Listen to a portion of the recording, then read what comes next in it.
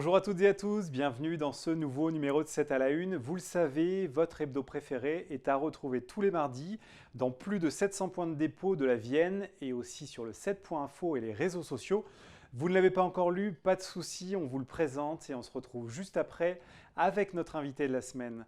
Le chantier de l'Arena se poursuit à un bon rythme au pied du Futuroscope. Une partie de la programmation culturelle est déjà connue avec des artistes tels qu'Angèle, M, Les Dutroncs ou encore Section d'Assaut. Mais l'Arena sera aussi une enceinte sportive où les équipes de France de hand et de basket sont annoncées.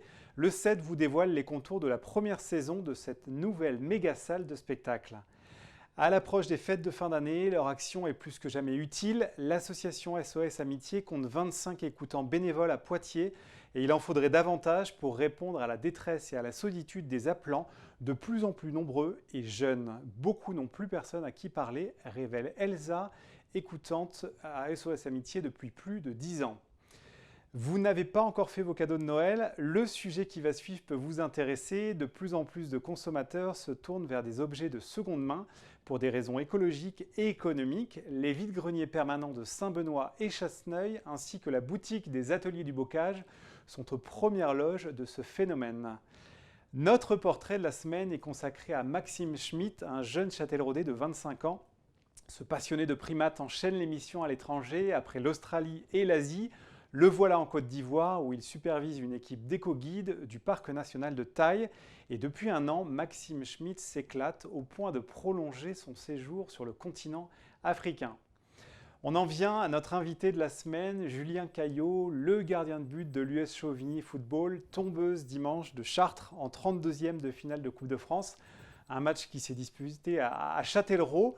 Julien, vous avez gagné 2-1 face à une belle équipe de National 2 après avoir sorti déjà Le Havre, une formation de Ligue 2. Vous arrêterez où là? Oui, bonjour.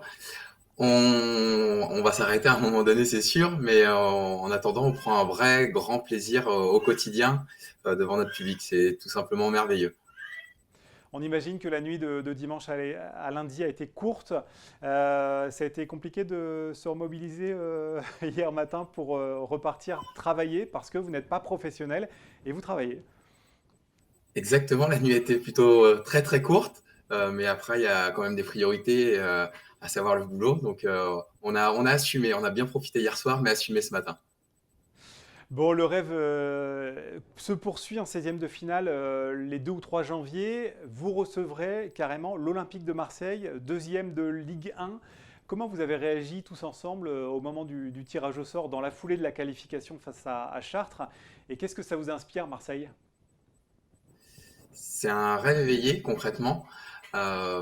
C'est le rêve de tout footballeur amateur que de rencontrer une Ligue 1, qui plus est Marseille, qui a tout simplement le plus beau palmarès français. Donc c'est magique, magnifique. On peut employer tous les mots possibles et imaginables, mais c'est génial.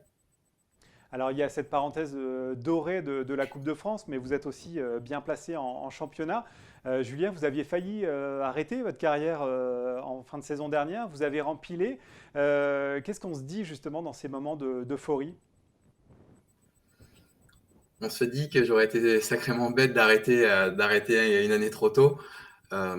Et du coup, on profite de chaque instant, comme si c'était le dernier. Et je me répète, mais c'est un rêve éveillé, donc on savoure, ni plus ni moins. Alors ce match, il aura lieu début janvier, ce sera sans doute pas dans la Vienne, mais pour autant, on sent l'engouement populaire autour de l'équipe. Une petite ville de province qui s'apprête à défier un gros club. Vous n'avez rien à perdre, donc tout à gagner. Une petite ville, c'est ma ville. Donc concrètement, c'est magique. On a rien à perdre, c'est sûr. Aujourd'hui, on savoure chaque minute qui passe. Quand on croise du monde dans la rue, etc., c'est super. Qu'est-ce que ça fait, Julien, vous qui êtes chauvinois justement, qui avez passé pas loin de 10 ans, je crois, entre Poitiers et Montmorillon, de revenir jouer pour son club de cœur et finalement d'entrer dans l'histoire de l'US Chauvigny parce que le club n'avait jamais atteint les 16e de finale de Coupe de France. Exactement, c'est historique ce qu'on est en train de faire. La boucle est bouclée pour moi. C'est une super fin, une belle conclusion de finir dans mon club, ma ville, auprès de ma famille, mes amis. Tout simplement magique. Qu'est-ce qui fait le secret de cette alchimie cette saison? On le disait, voilà, l'US Chauvigny a moins de moyens que d'autres clubs, et pourtant on sent qu'il y a entre vous une forme de cohésion et que vous êtes assez irrésistible dans ces moments-là. Le coach et le staff, ils sont pour beaucoup. On a les anciens du club, du cru qui tiennent la baraque et on a tous les nouveaux qui sont arrivés, qui ont apporté une vraie fraîcheur, du talent bien sûr. La mayonnaise a vite prise. Le coach y est quand même pour beaucoup, faut dire ce qui est. Ouais. Le coach qui, lui, avait aussi marqué hein, au stade de la Montée-Rouge en 16e de finale de Coupe de France en 94. Finalement, il vous a servi de guide. Oh que oui, de guide, de druide. C'est un magicien. C'est un magicien. Il a trouvé les bons mots. Tactiquement, tout était bien en place. Il a énormément analysé avec tout le staff, l'équipe de Chartres en l'occurrence.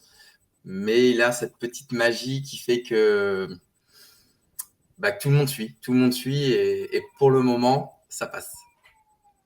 Merci beaucoup, Julien, d'avoir répondu à nos questions et on souhaite évidemment à l'US Chauvigny de créer un nouvel exploit, là qui serait encore plus retentissant face à l'Olympique de Marseille. Merci à vous. Merci à vous. On croise les doigts. Merci Julien. Quant à nous, on se retrouve le 11 janvier pour un nouveau numéro de 7 à la une. Le 7 fait en effet une petite pause dans sa version papier.